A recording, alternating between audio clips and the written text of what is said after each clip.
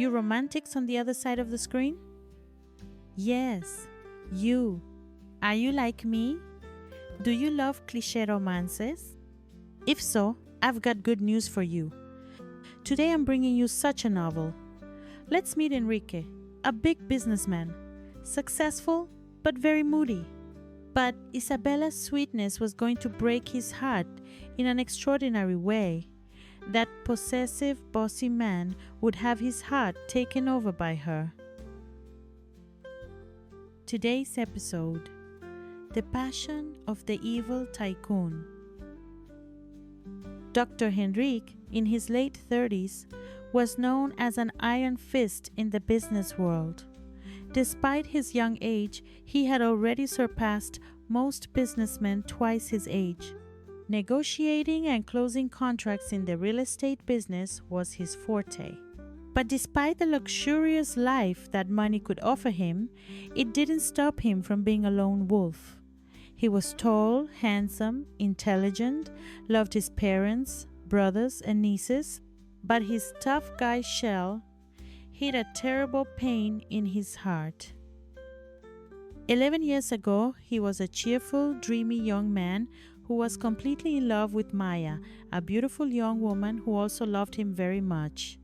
But she was in poor health due to a kidney disease, and her body was no longer responding to treatment. They had known each other since they were little and shared a pure and sincere love for each other. It was a rare love to experience, and if it hadn't been for Henrique by her side, she would obviously have already left. But unfortunately, at that time, both Maya's and Enrique's families couldn't afford much. They depended on donations to cover the cost of treatment and medication. Every time Enrique visited Maya or took her to her appointments, his heart trembled, fearing that it would be the last day with his beloved. He felt very bad that he didn't have enough money to try to give his lovely girlfriend a more dignified life. Even though she was in a lot of pain and weak, she smiled at him, conveying the truest love in her eyes. Henry couldn't even imagine the possibility of living without her. But he promised himself that he would give his all to this relationship. The days went by, but Maya's health worsened. On a cold, rainy night, surrounded by her Henrique and both families, Maya said goodbye, asking everyone to live intensely, that this would be the way to keep her alive in their hearts forever. And so, surrounded by so much love, Maya leaves, leaving her legacy of love. Life after Maya's departure was never the same. Although the world was spinning, Henrique felt that his heart had died with her. Everyone moved on. He studied hard and locked himself away in his own world. And his way of trying to forget the pain was to become the greatest businessman of them all. He believed that if he had money, he would prevent his family from suffering, whatever the situation. But life also brings us smiles, and from one moment to the next, everything can change for the better. One day, Isabella, a 25-year-old with a dreamy spirit, appeared in his company and brought joy wherever she went. She was a volunteer at a shelter for children in precarious situations in society. She graduated in social work and was completely passionate about giving of herself to see others happy. She was an arrow of hope for those who needed it so much, and to help others she would face any situation. But unfortunately, the shelter where she was volunteering was at great risk of being closed down. The current site was old and at serious risk of collapse. The elderly woman who had made the place available passed away, and her ambitious children put the place up for sale, giving her 30 days to vacate. Henrique's mother created a goodwill project in honor of the late Maya. The company donated large sums of money to children and young people in a critical state of health and other matters of need. Knowing this, Isabella went to the company to try to help the shelter. But Enrique's parents were traveling and it was almost the end of the day. She arrives fearfully asking the receptionist for information, explaining that it was an urgent case and she needed to speak to the person responsible for the project for good. But the receptionist explained that at the moment there was only Dr. Henrique and that he was too busy to see her. Very distressed, Isabella insisted. At that moment, Henrique appears, accompanied by two partners, ready for a meeting. His manner was oppositional and serious. He was not very patient and did not mince words with anyone. He and the partners headed for the meeting room, completely ignoring Isabella's presence. The only thing Dr. Henrique asks the receptionist to do is serve coffee. When she learns that Henrique's parents may be delayed in returning from their trip and that the only one with the power to authorize any donation could be the frightening man in front of her, she doesn't think twice and runs towards him.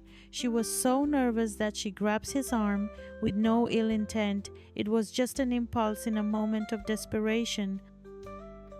At that moment, Henry turns to see who had the audacity to touch him.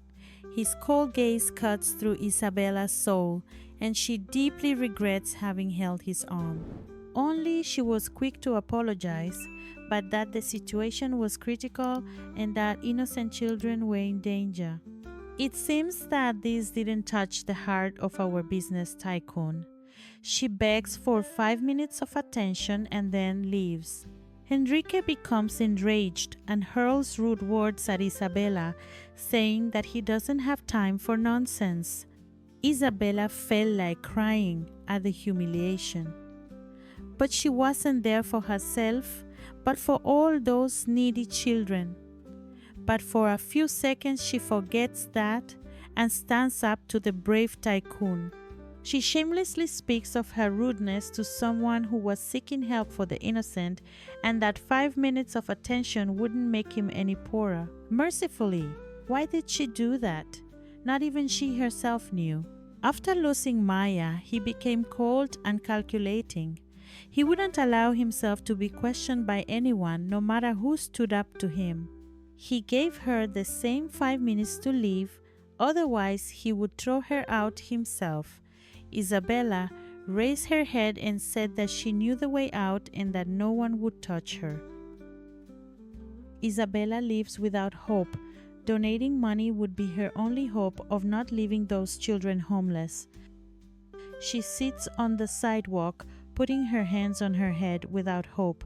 The next day, she is at the shelter, preparing boxes to start the move. Then she hears a male voice, and it wasn't a strange one. She turns around and sees the cruel tycoon from the day before. The two of them face each other, and it seems that he was still furious. He was there to close a real estate deal with the current owners of the place. But after seeing Isabella again, something inside his heart speaks louder.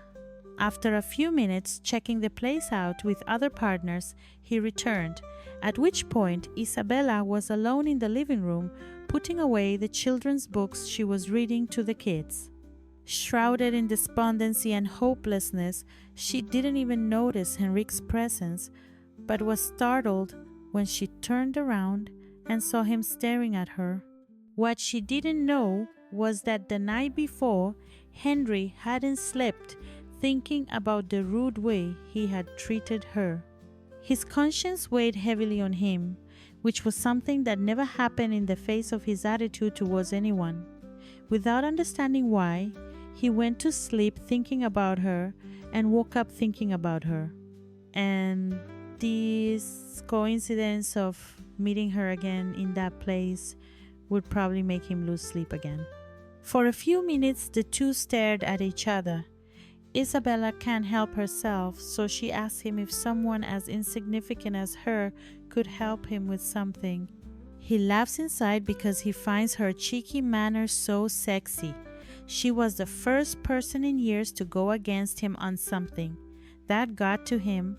But he didn't show it. He kept his poise and finally said he'd give her the 5 minutes she'd asked for. Isabella wanted to ignore him and say goodbye, but she knew that the children needed that help. Reluctantly, she gets things off her chest and explains the current situation at the shelter.